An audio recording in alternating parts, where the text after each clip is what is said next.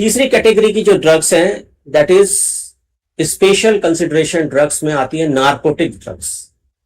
Narcotic drugs आप समझिए वो सारी ड्रग्स होती हैं जो पेशेंट को मेडिकल साइंस में पेन किलर के तौर पे यूज की जाती है। Narcotic drugs are powerful strictly controlled substance that includes sleep, relief pain and cause stupor or mood changes. Primary acting on the central nervous system, they include natural opioids. ठीक है, ये opioid जैसे morphine, codeine, heroine and synthetic opioids. कुछ opioids ऐसे हैं जो होते हैं प्लांट से मिलते हैं, कुछ ऐसे हैं जिनको हम लैब में बनाते हैं जिनको सिंथेटिक ओपियोइड्स बोलते हैं। ओपियोइड्स चाहे वो नेचुरल हो चाहे वो आर्टिफिशियल हो, हाईली कंट्रोल्ड मेडिसिन होती हैं बिकॉज इनका जो मिसयूज है वो बहुत होता है। आपने देखा होगा जो ड्रग अब्यूजर्स होते हैं, उस ड्रग्स में जो ड्रग अब्यूजर्स होते हैं वो बहुत सारे टाइम इन्हीं का कोई ना कोई प्रिपरेशन ले रहे होते हैं, चाहे वो ओरल हो चाहे वो आईवी हो चाहे वो आईएम हो। तो ये ड्रग्स बहुत ज्यादा मिसयूज होने का इनका रिस्क रहता है। इसीलिए इन ड्रग्स को रखने के लिए हॉस्पिटल्स में भी अगर इनको रखने के लिए प्रॉपर लाइसेंस की जरूरत पड़ती है। कोई भी हॉस्पिटल बिना लाइसेंस के नार्कोटिक ड्रग्स प्रोक्योर नहीं कर सकता, नंबर एक।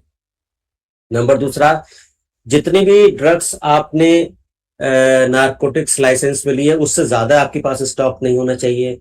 नंबर तीसरा, इसको डबल लॉक एंड की में रखा जाता है। एक चाबी नर्सिंग स्टेशन पर होती है और एक चाबी डॉक्टर के पास होती है। जब तक दोनों की सहमति नहीं होगी इस लॉकर का जो है ताला नहीं खुल सकता, सो दैट कि कोई भी इसको मिसयूज नहीं कर सके।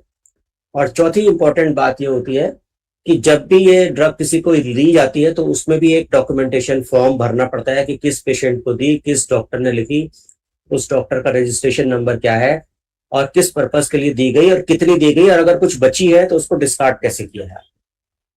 तो ये सब बातें डॉक्यूमेंट करनी पड़ती हैं। और जब आप अपना लाइसेंस रिन्यू कराने के लिए जाते हैं तो ये सारे डॉक्यूमेंट्स गवर्नमेंट अथॉरिटी देखती है कि आपने जो नार्कोटिक्स हमसे लिए हैं उनको हॉस्पिटल में किस तरह से यूज किया है।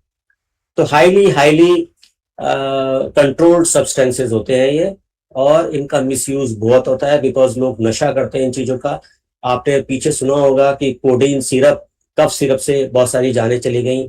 मॉर्फिन के बहुत सारे फॉर्म्स आते हैं जो लोग नशे के लिए यूज करते हैं। हीरोइन के बहुत सारे फॉर्म्स में ये अवेलेबल होती है मार्केट में, जो जिससे कि लोग नशा करते हैं। ठीक है, तो ये किसी तरह से भी हॉस्पिटल के अंदर पेन के लिए दी जानी है, मिसयूज ना हो, इसके लिए बहुत सारे कंट्रोल्ड प्रोसीजर्स फॉलो किए जाते हैं। उसके बाद क्या है, narcotics are categorised by their origin legal status. इनका एक लीगल स्टेटस होता है, सिंथेटिक हो सकते हैं, नॉन सिंथेटिक हो सकते हैं। भांग भी इसी कैटेगरी में आती है। Non narcotic drugs often grouped legally. ठीक है, इसके अंदर कोका लीफ, कोकेन, सब स्टिमुलेंट्स, ये सब भी इसके अंदर नार्कोटिक्स के अंदर आते हैं। मेडिकल यूज पेन किलर के लिए दी जाती है। किसी को सीवियर चेस्ट पेन है, जैसे कि at the time of angina या एमआई, मायोकार्डियल इंफॉक्शन, अगर किसी को हार्ट अटैक आया है तो उस वक्त कोई सी भी दवाई जो है वो कारगर सिद्ध नहीं होती। जब तक पेशेंट को आप मॉर्फिन नहीं देंगे तब तक पेशेंट का जो है पेन रिलीफ नहीं होता। तो इसीलिए मेडिकल हॉस्पिटल्स में ये रखी जाती है।